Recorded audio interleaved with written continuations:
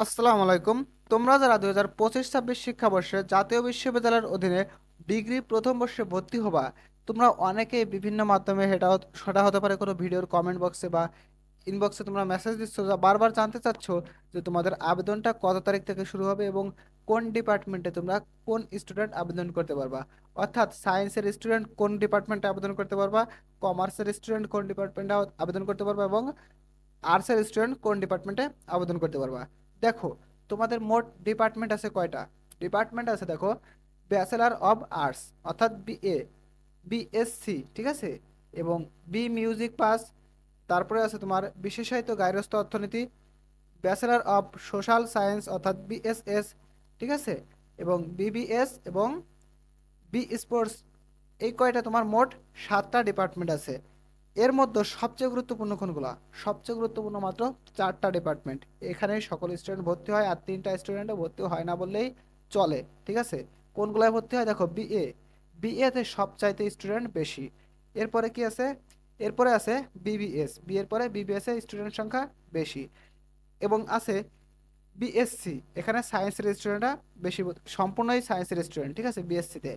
এবং বিএসএস এর ক্ষেত্রে এখানেও প্রতিযোগিতা একটু আছে, ঠিক আছে। তাহলে তোমার সবচেয়ে বেশি স্টুডেন্ট ভর্তি হয় কোথায়? বিএতে।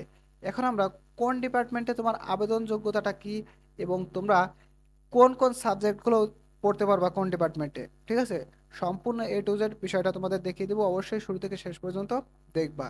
এবং তোমাদের কোনো কোটা আছে কিনা এবং কত টাকা আবেদন করতে লাগবে প্রথম চান্সে, প্রত্যেকটা এ টু জেড দেখিয়ে দেবো। এবং পরবর্তীতে আমরা আরেকটা ভিডিও দেবো তোমাদের আবেদন সার্কুলারটা ছাড়ার পরে, যে কিভাবে তোমরা তোমার হাতে থাকা মোবাইল ফোন দিয়ে মাত্র 1 মিনিটের মধ্যে তুমি আবেদনটা করতে পারবা, ঠিক আছে, নিজেই করতে পারবা। এজন্য অবশ্যই আমাদের চ্যানেলটা সাবস্ক্রাইব করে রাখবা। তো চলো, কথা না বাড়িয়ে শুরু করি। দেখো, প্রথমেই তোমাকে প্রাথমিক আবেদন ফি বাবদ দিতে হবে 400 টাকা, ঠিক আছে। প্রাথমিক আবেদন ফি দিতে হবে তোমাকে কত টাকা? 400 টাকা। এবং দেখো, এখানে তোমার আবেদনের ক্রাইটেরিয়াটা দিয়ে আছে যে তোমার কি কি যোগ্যতা লাগবে। দেখো, এর আগে স্বাভাবিকভাবে তোমার এসএসসি এবং এইচএসসি তোমার 2.00 লাগতো আবেদন করতে, আলাদা আলাদা 2.00। কিন্তু এখন থেকে দেখো, এসএসসি ও সমমান পরীক্ষায় উত্তীর্ণ হতে হবে। অর্থাৎ এখন তোমার জিপিএ সিস্টেমটা তারা সম্পূর্ণ তুলে দিয়েছে। এইচএসসিতেও তোমার কোনো জিপিএ লাগবে না, এসএসসিতেও জিপিএ লাগবে না। অর্থাৎ তুমি 1 পয়েন্ট হলে তুমি আবেদন করতে পারতেছো। আশা করি বুঝাইতে পারছি। এখন দেখো, সকল শাখার ক্ষেত্রে তোমার এসএসসি অবশ্যই হতে হবে 21, 22 এবং 23। 21, 22, 23, এটা যেহেতু আমি আগের বছরের সার্কুলার থেকে দেখাচ্ছি তাই এখানে 20 উল্লেখ আছে, ঠিক আছে। তাহলে তোমার এসএসসি অবশ্যই হতে হবে 21, 22, 23। এবং এইচএসসি হতে হবে তোমাকে অবশ্যই 23, 24 এবং 25। আশা করি বুঝাইতে পারছি। তোমার 23, 24 এবং 25 লাগবে। এখন দেখো, যারা সাধারণ শিক্ষা বোর্ড থেকে পাশ করেনি, অর্থাৎ তোমরা কারিগরি শিক্ষা বোর্ড বলো, ভোকেশনাল, বিজনেস ম্যানেজমেন্ট বা ডিপ্লোমা ইন কমার্স শাখার স্টুডেন্ট, ঠিক আছে, তোমরাও এখানে আবেদন করতে পারবা। এখন আসো, তোমরা কোন ডিপার্টমেন্টের স্টুডেন্ট কোন শাখায় কতজন ভর্তি হতে পারবা। দেখো, শুরুতে কি বলেছিলাম? বিএ, এখানে সবচাইতে প্রতিযোগিতা বেশি, ঠিক আছে। এখন দেখো, তোমাদের প্রত্যেকটা ডিপার্টমেন্টে, যে কোনো ডিপার্টমেন্ট হোক, 3টা সাবজেক্ট তোমার মাস্ট বি পড়া লাগবে। প্রত্যেক বর্ষে বাধ্যতামূলক একটা করে, মোট 3 বর্ষে তোমার 3টা সাবজেক্ট পড়া লাগবেই। আর বাকিগুলো তুমি তোমার ইচ্ছা মতো বেছে নিতে পারতেছো, ঠিক আছে। তাহলে প্রথম বর্ষে দেখো, স্বাধীন বাংলাদেশের অভ্যুদয়ের ইতিহাস, এই সাবজেক্টটা তোমার পড়া লাগবেই, সে তুমি যে ডিপার্টমেন্টেই হও না কেন, ঠিক আছে, প্রথম বর্ষে। দ্বিতীয় বর্ষে তোমার বাংলাদেশের, অর্থাৎ বাংলা জাতীয় ভাষা, ঠিক আছে, বাংলা জাতীয় ভাষা, এটা দ্বিতীয় বর্ষে। এবং তৃতীয় বর্ষে ইংরেজি। এটা সকল ডিপার্টমেন্টের ক্ষেত্রে, ডিগ্রি বলতে সকল ডিপার্টমেন্টের ক্ষেত্রে তোমার এই 3 বর্ষে 3টা সাবজেক্ট পড়াই লাগবে। এবং বাকিগুলো তুমি তোমার পছন্দ মতো নিতে পারবা। দেখো, এখন তো আমরা দেখলাম যে কোনগুলা তোমার নিতেই হবে, ঠিক আছে। এখন কোনগুলা তুমি বেছে নিতে পারবা। দেখো, এখানে মোট 5টা গ্রুপ আছে, তাই না? ক, খ, গ, ঘ, উম। এখান থেকে তুমি যে কোনো 3টা গ্রুপ থেকে 3টা সাবজেক্ট নিতে পারতেছো বিয়ের ক্ষেত্রে, ঠিক আছে। 3টা গ্রুপ থেকে 3টা, অর্থাৎ একটা গ্রুপ থেকে তুমি সব নিতে পারবা না, একটা গ্রুপ থেকে একটাই নিতে হবে। ক আগস্ট থেকে মনে করো তুমি বাংলা নিলে বা ইংরেজি নিলে, ঠিক আছে। এখন দেখো, ইতিহাস, খ আগস্ট থেকে মনে করো তুমি ইতিহাস নিলা বা মুসলিম যারা তারা ইসলামের ইতিহাস নিলে, ঠিক আছে। গ আগস্ট থেকে গার্হস্থ্য নিলে বা অর্থনীতি নিলে বা দর্শন নিলে, যে কোনো একটা নিলা। কিংবা আমি গ আগস্ট থেকে নেবই না, আমি ঘ আগস্ট থেকে অর্থনীতি বা রাষ্ট্রবিজ্ঞান নিলাম, কিংবা তাও আমি নেব না, তাহলে কি নিলাম, উমুক উৎস থেকে আমি ইসলাম শিক্ষা নিলাম বা গণিত নিলাম বা পরিসংখ্যান বা মনোবিজ্ঞান নিলাম। আশা করি বুঝাইতে পারছি। অর্থাৎ তোমার যে কোনো গুচ্ছা থেকে তোমার 3টা সাবজেক্ট নিলেই হচ্ছে। আশা করি বুঝাইতে পারছি। এবং দেখো, আমি বলবো তোমরা অবশ্যই অবশ্যই রাষ্ট্রবিজ্ঞান সাবজেক্টটা নিবা যারা ফাঁকিবাজ স্টুডেন্ট আছো। ভালো স্টুডেন্ট যারা তারা অর্থনীতি নিতে পারো, ঠিক আছে। কিন্তু যারা ফাঁকিবাজ স্টুডেন্ট আছো তারা রাষ্ট্রবিজ্ঞানটা অবশ্যই নিবা, কারণ রাষ্ট্রবিজ্ঞান এমন একটা সাবজেক্ট পরীক্ষার আগে মাত্র 2 দিন পরেই তুমি একটা ভালো রেজাল্ট আনতে পারবা, ঠিক আছে, ফার্স্ট ক্লাস রেজাল্ট আনতে পারবা। এটা একটা ফাঁকি দেওয়া স্টুডেন্টদের জন্য, ঠিক আছে। তো অবশ্যই যারা ফাঁকিবাজ আছো, পড়তে ভালো লাগে না, তারা অবশ্যই সাবজেক্টটা নেবা। দেখো এখন বিয়ের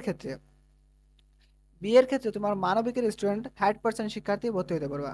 বিয়েতে তোমরা মানবিক থেকে 60% শিক্ষার্থী ভর্তি হতে পারবা, এবং বিজ্ঞান শাখা থেকে 20%, ব্যবসা শিক্ষা শাখা থেকে 20%।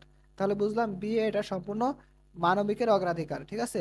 100%-এর মধ্যে মানবিকের সিট সংখ্যাই 60টা, ঠিক আছে। 100টা সিটের মধ্যে মানবিকের সিট 60টা, এবং বিজ্ঞানের 20টা, এবং ব্যবসা শিক্ষার 20টা। কোনো মতে যদি এই কোটাটা সম্পূর্ণ না করা সম্ভব হয়, অর্থাৎ কোনো একটা ডিপার্টমেন্টে, অর্থাৎ ব্যবসা শিক্ষা শাখায় 20টা সিট লাগবে 100টার মধ্যে, কিন্তু স্টুডেন্ট সংখ্যা আছে 15টা, তার মানে 5টা সিট তো ফাঁকা থাকা লাগবে না, তাই না? এই 5টা সিট তুমি বিজ্ঞান এবং মানবিক শাখা থেকে পূরণ করতে পারবা। আশা করি বুঝাইতে পারছি। অর্থাৎ যদি কোটা সম্পূর্ণ করার মতো স্টুডেন্ট থাকে তাহলে প্রথমে এই কোটাটা পূরণ হবে, তারপরে যদি সিট থেকে যায় তাহলে তোমাদের, যদি কোটা পূরণ না হয় সিট থেকে যায় তাহলে তোমাদের দিয়ে দেওয়া হবে, ঠিক আছে। অন্য ডিপার্টমেন্টের স্টুডেন্টও সিটগুলো দিয়ে দেওয়া হবে। এখন আসো বিএসএস, এখানেও সম্পূর্ণ মানবিকের স্টুডেন্ট অগ্রাধিকার, ঠিক আছে। দেখো এখানে তোমার স্বাধীন বাংলাদেশের অভ্যুদয়ের ইতিহাস, তারপরে দ্বিতীয় বর্ষে তোমরা বাংলা জাতীয় ভাষা, এবং তৃতীয় বর্ষে ইংরেজি তোমার পড়া লাগবেই। এখন দেখো, এখান থেকে তোমার কগুচ্ছ থেকে 2টা, কগুচ্ছ থেকে 2টি, এবং খগুচ্ছ থেকে 1টি, ঠিক আছে। কগুচ্ছ থেকে 2টি এবং খগুচ্ছ থেকে 1টি তুমি সাবজেক্ট চয়েস করে নিতে পারবা, ঠিক আছে। এখানে উপরের মতোই একই নিয়ম, এই জন্য আমি তোমাদের পড়ে বললাম না, কারণ দেখো মানবিকের উপরেও 60% ছিল, এখানেও 60%, বিজ্ঞান 20% এবং ব্যবসা শিক্ষা 20%, ঠিক আছে। এবং কোন কোন সাবজেক্টগুলো তোমরা নিতে পারবে অবশ্যই এখান থেকে একটা স্ক্রিনশট দিয়ে নেবা, তোমরা তাহলে বুঝতে পারবা যে কোন ডিপার্টমেন্টে তুমি আবেদন করলে কোন সাবজেক্টগুলো তুমি নিতে পারতেছো। প্রথমে তোমার প্রাথমিক আবেদনের ক্ষেত্রে কিন্তু এই সাবজেক্ট চয়েসগুলো দেওয়া লাগবে না, ঠিক আছে। তাই এটা আপাতত তোমার না দেখলেও হচ্ছে, ঠিক আছে। তুমি প্রাথমিক পর্যায়ে আবেদন করবা, আবেদন করার পরে তুমি যখন চান্স পাবা, চান্স পাওয়ার পরে কলেজে ভর্তি হতে গেলে তোমাকে তখন এই চার্টটা দিবে তারা, যে তুমি কোন সাবজেক্টে পড়তে চাচ্ছ, ঠিক আছে। তখন তুমি তোমার সাবজেক্টগুলো টিক দিবা, তাহলে তোমার ওই সাবজেক্টগুলো দিয়ে দেবে, ঠিক আছে। এরপরে আসো বিএসসি। বিএসসি এখানে সম্পূর্ণ তোমার বিজ্ঞান শাখা, এখানে সায়েন্স বাদে কোনো কমার্স বা আর্টসের স্টুডেন্ট তোমরা আবেদন করতে পারবা না। আশা করি বুঝাইতে পারছি। দেখো এখানেও কিন্তু স্বাধীন বাংলাদেশের অভ্যুদয়ের ইতিহাস, এবং দ্বিতীয় বর্ষে বাংলা জাতীয় ভাষা, এবং তৃতীয় বর্ষে ইংরেজি তোমার পড়া লাগবেই। আশা করি বুঝাইতে পারছি। এখন দেখো এখানে তোমার সাবজেক্ট চয়েস করা লাগবে কিভাবে। ক আগস্ট থেকে 2টি, ক আগস্ট থেকে কয়টা, 2টি, এবং খ আগস্ট থেকে 1টি। ক আগস্ট থেকে 2টি এবং খ আগস্ট থেকে 1টি তুমি চয়েস করতে পারবে, অর্থাৎ 3টি। এখন আসো, তুমি ক আগস্ট এবং খ আগস্ট দুইটার একটা থেকেও তুমি চয়েস করবে না, তাহলে গ আগস্ট এবং ঘ আগস্ট থেকে তোমার চয়েস করতে হবে। অর্থাৎ এটা সম্পূর্ণ 2টা গ্রুপ, ক আগস্ট খ আগস্ট 2টা গ্রুপ, এবং একটা গ্রুপ, এবং গ ঘ একটা গ্রুপ। তুমি যদি ক আগস্ট থেকে নাও তাহলে ক আগস্ট থেকে 2টা, খ আগস্ট থেকে একটা, এবং গ আগস্ট থেকে যদি নাও তাহলে গ আগস্ট থেকে 2টা, খ আগস্ট থেকে, ঘ আগস্ট থেকে একটা, ঠিক আছে। আশা করি বুঝাইতে পারছি। অর্থাৎ তুমি ঘ গুচ্ছ এবং ক গুচ্ছ, বা ঘ গুচ্ছ বা খ গুচ্ছ এরকম নিতে পারবে না, হয়তো ক খর মধ্য থেকে নেওয়া লাগবে, নাহলে গ ঘর মধ্য থেকে নেওয়া লাগবে। এবং 100% স্টুডেন্ট এখানে তোমার কি বিজ্ঞানের, ঠিক আছে। 100% তোমরা বিজ্ঞানের স্টুডেন্ট। এখন আসো বিবিএস, এখানে সম্পূর্ণ বাণিজ্য শাখার স্টুডেন্টদের অগ্রাধিকার, ঠিক আছে। এখানে সম্পূর্ণ বাণিজ্য শাখা থেকে দেখো 70% সিট পাবে বাণিজ্য শাখা থেকে, বিজ্ঞান থেকে 20% এবং মানবিক শাখা থেকে 10% স্টুডেন্ট, ঠিক আছে। দেখো স্বাধীন বাংলাদেশের অভ্যুদয়ের ইতিহাস প্রত্যেকটা, অর্থাৎ প্রত্যেকটা ডিপার্টমেন্টে তোমার এই সাবজেক্টগুলো পড়া লাগবে, তাই আর আমি পড়ে দেখালাম না, ঠিক আছে। এখন দেখো ক গুচ্ছ থেকে 2টি এবং খ গুচ্ছ থেকে 1টি। ক গুচ্ছ দেখো 2টা বিষয়ই আছে, হিসাব বিজ্ঞান এবং ব্যবস্থাপনা, ঠিক আছে। তাহলে বিবিএস যারা আবেদন করবা তাদের হিসাব বিজ্ঞান এবং ব্যবস্থাপনা এটা 100% তোমার পড়া লাগবেই। হিসাব বিজ্ঞান এবং ব্যবস্থাপনা এটা তোমার পড়া লাগবেই বিবিএস এ তুমি চান্স পেলে। এবং খগস থেকে তুমি ফিনান্স অ্যান্ড ব্যাংকিং, মার্কেটিং, অর্থনীতি, পরিসংখ্যান, কম্পিউটার সায়েন্স, এখান থেকে তোমরা যে কোনো একটা সাবজেক্টে চয়েস দিতে পারতেছো। অর্থাৎ হিসাব বিজ্ঞান এবং ব্যবস্থাপনার সাথে তুমি যে কোনো একটা সাবজেক্ট নিতে পারতেছো। এখন আসো বিএ স্পোর্টস, বি মিউজিক, এগুলো সাধারণত জাতীয় বিশ্ববিদ্যালয়ের অধীনে এটা কেউ পড়ে না। ঠিক আছে, প্রাইভেট বিশ্ববিদ্যালয়ে পড়ে, এবং ঢাকা বিশ্ববিদ্যালয় বলো, রাজশাহী বিশ্ববিদ্যালয় বলো, এটা উন্নত বিশ্ববিদ্যালয়, এখানে পড়ে। কিন্তু জাতীয় বিশ্ববিদ্যালয়ের অধীনে বিশেষ করে ডিগ্রিতে সেগুলা কেউ পড়ে না। তাই আমি ভিডিওটা লং হবে বলে আলোচনা করলাম না। তোমরা যদি তোমাদের এই বিষয়ে জানা থাকে অবশ্যই কমেন্ট করবে, আমি তোমাদের জানিয়ে দেবো। কিন্তু ভিডিওতে যেন ভিডিওটা লং না হয়, অলরেডি লং হয়ে গেছে, যাতে লং না হয় এই জন্য এটা আলোচনা করলাম না। ঠিক আছে, এরপরে আসো তোমার স্নাতক প্রথম বর্ষ ভর্তি কার্যক্রমের মেধা তালিকা প্রণয়ন পদ্ধতি। তোমাদের কিভাবে মেধা তালিকা প্রণয়ন করা হবে, অর্থাৎ তোমাদের চান্সটা পাবা, এই চান্সটা কিভাবে পাবা। দেখো, তোমার প্রথমে দেখবে তোমার জিপিএ। ধরো তুমি 3 পয়েন্ট পাচ্ছ, একজন পাইছো কত এসএসসিতে 3 পয়েন্ট, এবং এইচএসসিতে পাইছো কত 4 পয়েন্ট। ঠিক আছে, তাহলে তোমার টোটালে হচ্ছে কত 7 পয়েন্ট। এখন আর একজনে পাইছো এসএসসিতে মনে করো 3 পয়েন্ট পাইছো সেও, কিন্তু এইচএসসিতে পাইছো 3.50, এইচএসসিতে 3.50, অর্থাৎ যে কোনো একটাই তোমার প্রথম জনের থেকে দ্বিতীয় জন কম পাইছো। ঠিক আছে, তাহলে প্রথমে অগ্রাধিকার যার মার্ক বেশি সে চান্স পাবে। ঠিক আছে, এরপরে যার মার্ক কম সে চান্স পাবে। ঠিক আছে, এবং তোমরা প্রথমবারে চান্স না পেয়ে কিন্তু হতাশ হবে না। কারণ দেখো, জাতীয় বিশ্ববিদ্যালয়ের অধীনে অনার্স বলো বা ডিগ্রি বলো, প্রথম চান্সে কিন্তু মাত্র 60% স্টুডেন্ট চান্স পায়। কয় পার্সেন্ট? 60%। আর 40% স্টুডেন্ট চান্স পায় না। ঠিক আছে, তাহলে তোমরা কি চান্স পাবা না মোটেও? হ্যাঁ, তোমরা 100% স্টুডেন্টই চান্স পাবা। কিভাবে? প্রথম চান্সে তারা সকলকে চান্স দেবে না, এরপরে রিলিজ স্লিপ ছাড়বে তারা, রিলিজ স্লিপে আবার আবেদন করবা। প্রথম চান্সে তোমরা 60% স্টুডেন্ট চান্স পাও কি করে, আমি তোমাদের একটু বুঝিয়ে বলি। ধরো তোমরা বিএসসি তে সকলে আবেদন করছো বা বিবিএস এ সকলে আবেদন করছো, কিন্তু অন্য ডিপার্টমেন্টে সিট সংখ্যা ফাঁকা আছে, সেখানে তোমরা আবেদন করতে পারোনি, ওই ডিপার্টমেন্টটা সিট ফাঁকা থেকে যায়। ঠিক আছে, আবার অনেকে তোমার জেলা পর্যায়ে যে উন্নত কলেজটা আছে সেখানে আবেদন করো, কিন্তু উপজেলা পর্যায়ে ওর থেকে একটু কম মান, সেখানে তোমরা আবেদন করো না, সেই কলেজটায় সিট সংখ্যা ফাঁকা থেকে যায়।